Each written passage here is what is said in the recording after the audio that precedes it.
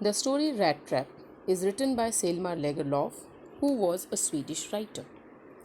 Her stories have been translated into many languages.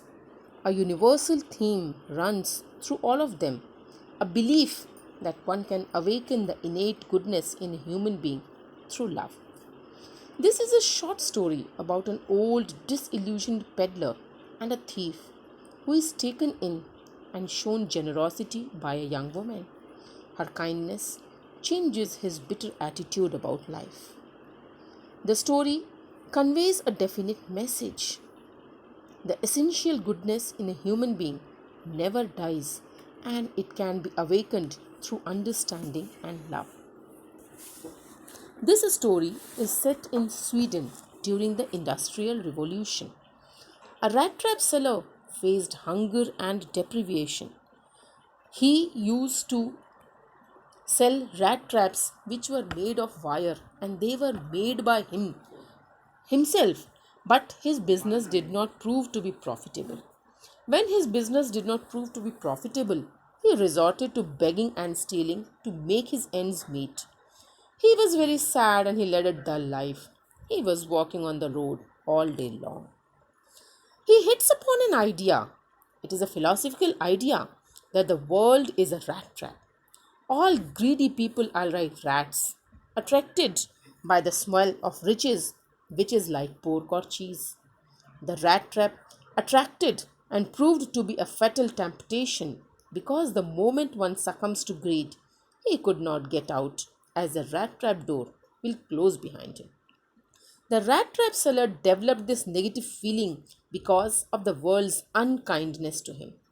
He felt happy to think of others as rats, for they were also cruel to him. One evening, while he was walking, he happened to come across the house of an old crofter. The crofter was lonely, without wife, without children, and he was more than happy to welcome the rat trap seller. As soon as the rat trap seller knocked at the door of the crofter, it was surprising to him that he was welcomed by the rat crofter. The crofter, since was feeling lonely, he needed company. The vagabond was offered porridge, tobacco, and the crofter even played cards with him. The crofter also revealed his intimate secrets by telling him that he had earned 30 kronors by selling his cow's milk. The rat trap seller pretended to disbelieve the crofter, so the crofter showed him the money that was kept in a purse and hung near the window. Next day, the crofter locked the house after bidding goodbye to the vagabond. The rat trap seller was greedy, so he smashed the window pane and took away the 30 kronors which belonged to the crofter. Now, once he stole it, he was caught in the trap, and the bait was the money, the 30 kronors, which were shown to him. After stealing the money, the rat trap seller felt very happy to possess those three 10 kronor bills. To avoid the main highway for fear of being caught, he decided to go through the forest. But because the forest was very big and confusing, he got lost and he could not find a way out. He was dead tired and felt depressed that he will die in the forest with those 30 kronors. He realized that the forest was a trap and the 30 kronors were the bait that he succumbed to. He sank to the ground in despair. Suddenly, he heard the sound of a hammer and realized that there was an iron mill nearby. He summoned all his strength and went towards the direction of the sound. The vagabond found Ramsjo iron mill, which was small. The master smith and his helper were busy melting iron and working. A big fire was there and the work was in progress. There was great clatter and coal was being put in the furnace. The blacksmith paid no attention to the tramp as he was used to strangers frequently passing that way. The tramp was granted permission to spend the night there. He laid down near the fire and drifted off to sleep. Ramsjo Iron Mill was owned by an iron master who happened to be an ex army person. He was strict and he used to pay regular visits for inspection. On that night, particular night, when he came and he saw the tramp sleeping near the furnace, he went near him to have a better look. The ironmaster could not see clearly in the dark forge, and due to the tramp's beard and cap, he mistook him to be his old acquaintance, Nils Olf. The tramp was surprised to see the familiarity expressed by the ironmaster, since he had never seen the ironmaster before. The ironmaster felt bad to see his old comrade in such a miserable condition. He offered an invitation to the tramp to accept his hospitality and come home with him. The tramp was not pleased to receive the invitation of the ironmaster, for he felt it was too risky. Ironmaster again asked the tramp to come with him, since he understood the complexes of the tramp and reassured him that there was no reason for any embarrassment as his wife and son were away.